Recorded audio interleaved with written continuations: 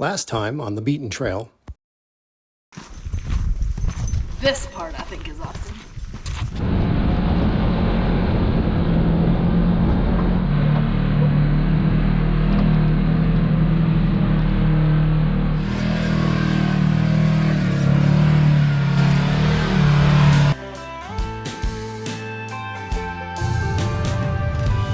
This is part 2 of 7 Mile Rim Trail in Moab, Utah. This 20-mile loop is of moderate difficulty and is one of the centrally located trails around the Moab, Utah area. Again, Moab is well known for the off-road community, and not only for Jeeps and mountain biking and UTVs, and if you want, you can jump in the Colorado River on some of the rafting and boating trips as well. Once again, we used Moab Cowboy for rentals, and Beverly was our tour guide in a vehicle ahead, and my friend Rich drove down from Denver to do some video and help out and enjoy the ride. We had just left the Determination Towers and did a little bit of drone work there and continued on. Again, if you'd like to see the first part of this, we'll put a link up here, and you can watch part 1 of the 7 Mile Rim Trail. And we were equipped Kawasaki 4-seaters, and some of the trails are rocky and some are sandy, and it varies, but you should have a decent amount of clearance no matter what you ride here.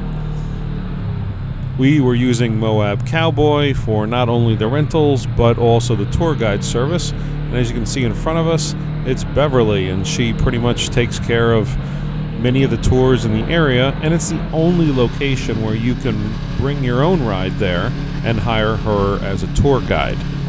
Please let them know the Beaten Trail sent you. Every turn that we would take, the view is epic, and the trails are great. We went in April, and the temperatures were 70 to 80 degrees, not stifling hot, but it is recommended that you bring snacks and plenty of water. Sunscreen and a thin fishing shirt may work to cover your skin and protect it from the sun. Be aware that you could have weather changes as well, so bring a light jacket if you're in appropriate seasonal times when you could get a thunderstorm popping up.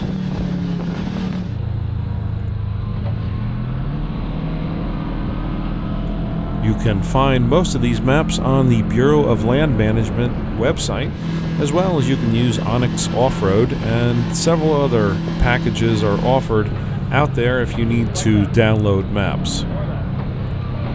The trail became pretty easy and a little bit of sandy soil, and it looked like this was an old dried up riverbed, so who knows if there's ever flash flood warnings, but this would be one place that you'd want to keep an eye out if indeed that was going to be in the weather forecast.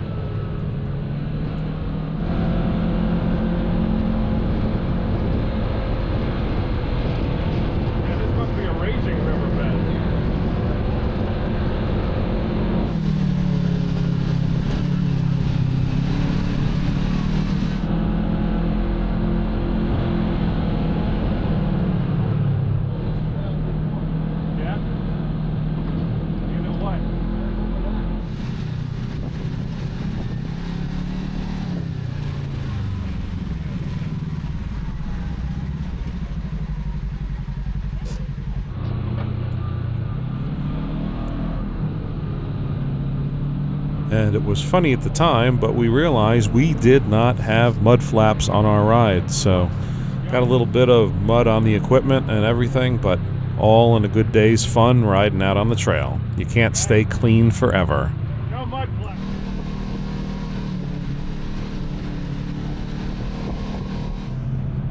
Got no mud flaps on that.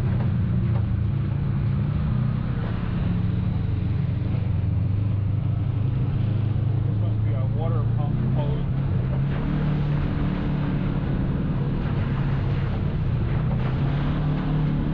I'm trying not to.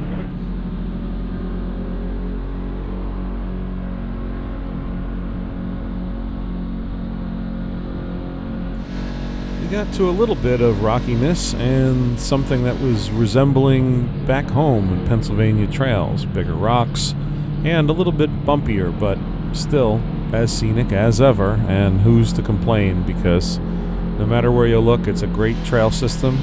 And we can't wait to get back out and explore more of Utah and the surrounding areas in Moab.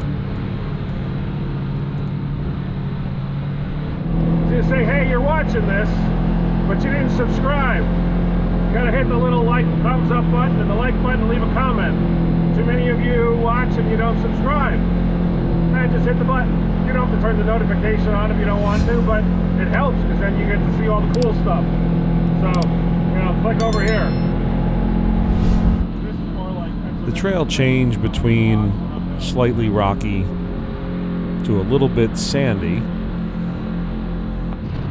Some points the soil and rocks had a green tinge to them, and I'm sure someone will tell me that is some of the minerals in the soil attributing to different colors.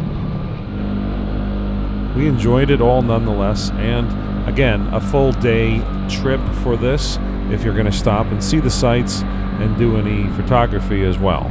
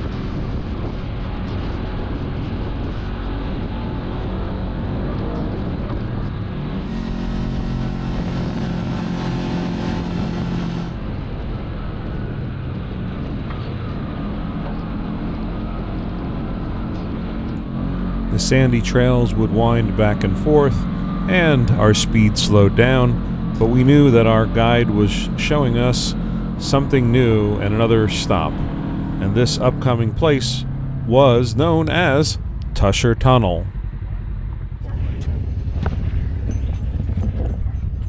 And so what is the history of this? It's an old tunnel or it's a cave? It's a tunnel. The Navajo Indians lived back here. I've been here before. Really? If you follow my line, I take the easiest one. Packed up our belongings and took the keys to the vehicles, only because we'd be away from them for, I don't know, about 30-40 minutes. The hike is not very long, but it does take a little bit of climbing up a steep hill and then into the tunnel. The tunnel is actually not a tunnel. It is a crack that extends vertically through the sandstone rock. Don't turn your phone light on walking through this. Okay. Yeah, this is cool. Very. Now, Beverly did guide us and just say, hey, it's more fun without a flashlight or your light on your phone. Just be aware that if you're 5 or 6 feet tall, just keep your head clear of some of the sides, which may protrude out from the walls if you're on the taller side. Foot on the right. But it is a flat sand surface that you can walk through with minimal obstacles. It widens out. Isn't that cool? So they lived in here. Camped at least, right?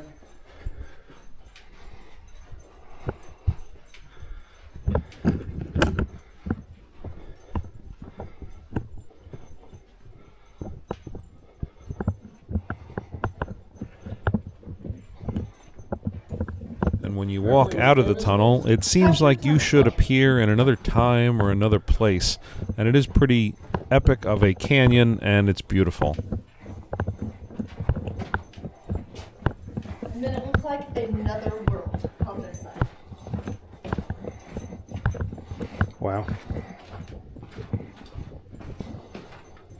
Beverly's a great tour guide, and she has a lot of information and tips about the area and the rocks.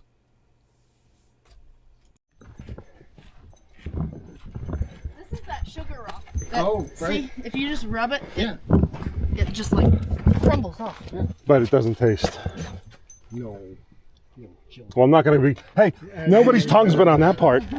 Most people don't know that's what it's called. Oh.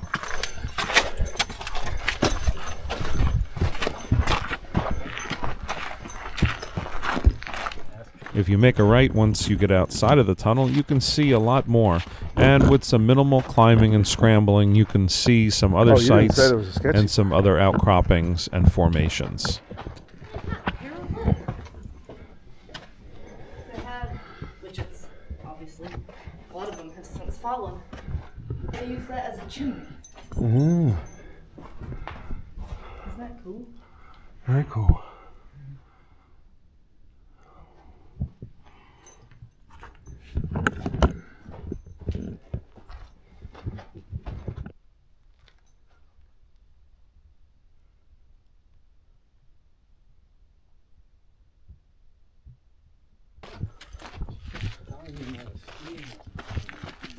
She kept calling me a loser.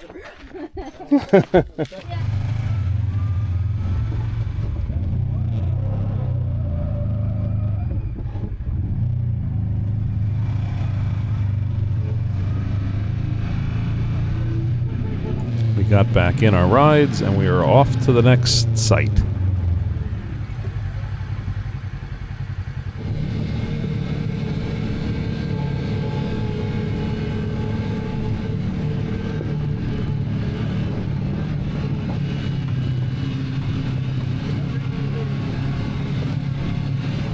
Definitely very epic looking. I mean, from the looks of this, we're out in the middle of nowhere, which I know we are, but still very, just like very scenic for as far as you can see. So definitely different than how we ride in the Northeast.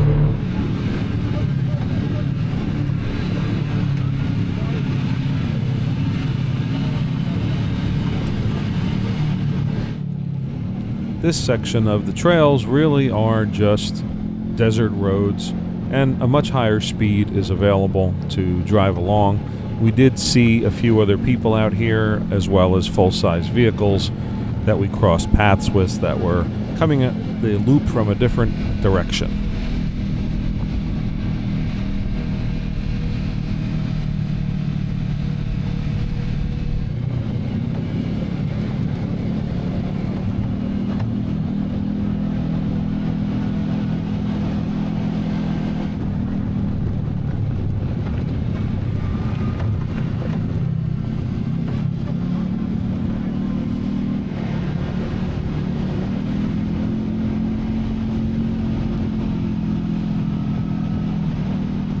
The next stop was the Mill Canyon Dinosaur Trail, and it's a small parking lot that you pull off.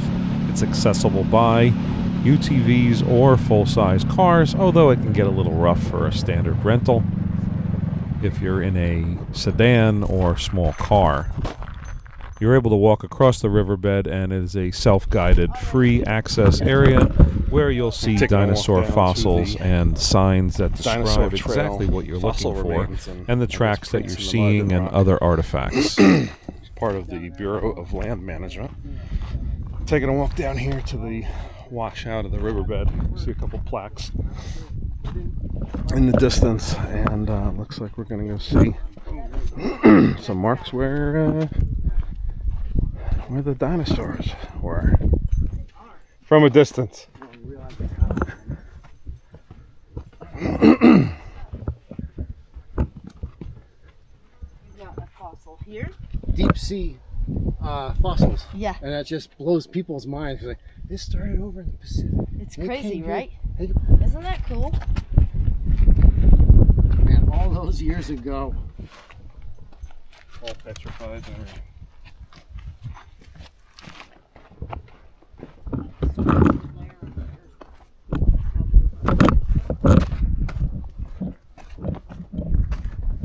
This one is really cool.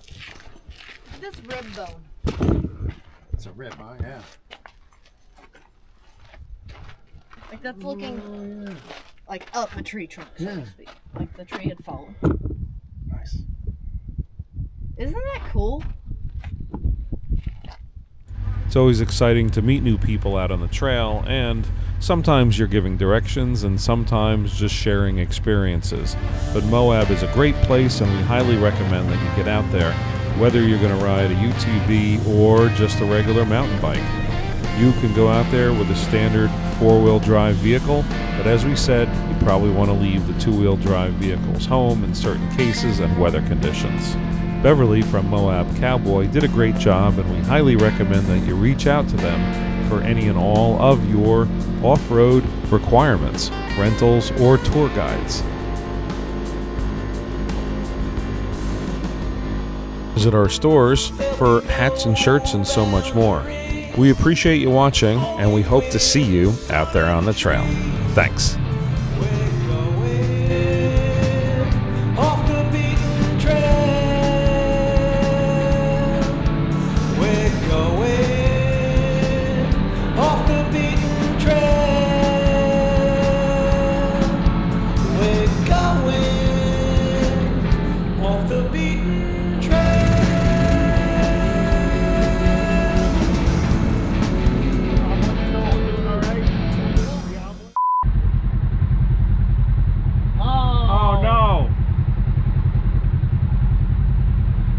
Bag of rice at home.